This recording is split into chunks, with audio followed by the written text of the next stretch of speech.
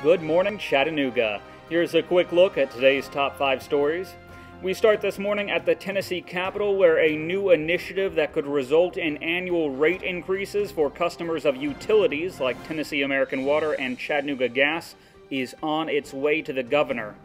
While senators gave final approval to the bill Monday on a 29-1 vote, the state attorney general's office has expressed some concerns. They say the Tennessee Regulatory Authority would no longer be able to effectively protect consumers from monopolies, and that utility rates will continue to increase for businesses and households. In other legislative news, the House has voted to let Tennesseans decide in 2014 whether to ban a state income tax, and a bill that would make cockfighting a felony failed on a 15-8 vote in the Senate.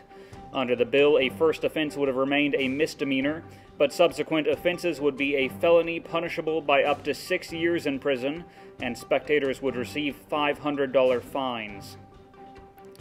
Back here in Chattanooga, there are some big new construction projects making headway. Work has started on the largest new shopping center to open in Red Bank in more than 5 years. Developers say the project is being built to accommodate growth in the area, overflowing from Chattanooga's busy North Shore.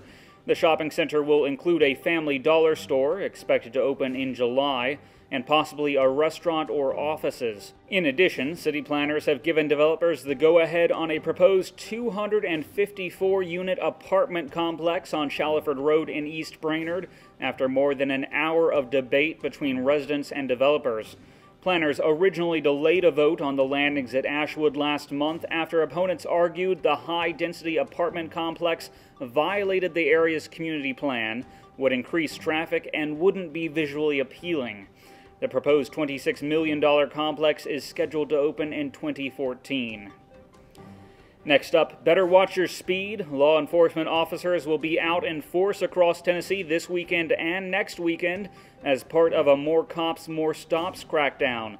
The campaign is aimed at speeders, people driving under the influence, and drivers not wearing seatbelts. Now, in a tragic story out of Wilson County, authorities say a 4-year-old who gained access to a loaded gun during a family cookout has shot and killed the wife of a sheriff's deputy there. The shooting took place Saturday evening inside the Lebanon home of Deputy Daniel Fanning. Authorities say the deputy had been looking at firearms in a bedroom when the 4-year-old picked up a loaded gun on a bed and fired it.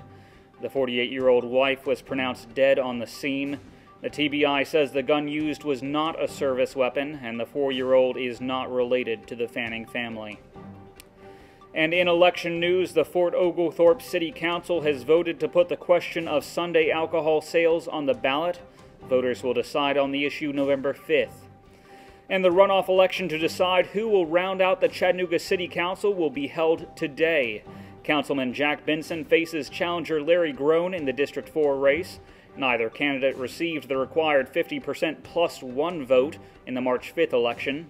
Benson has served on the council for 12 years, and Groen is a retired educator. And weather today will be mostly sunny with a high near 82 degrees. Tonight will be partly cloudy with a low around 57.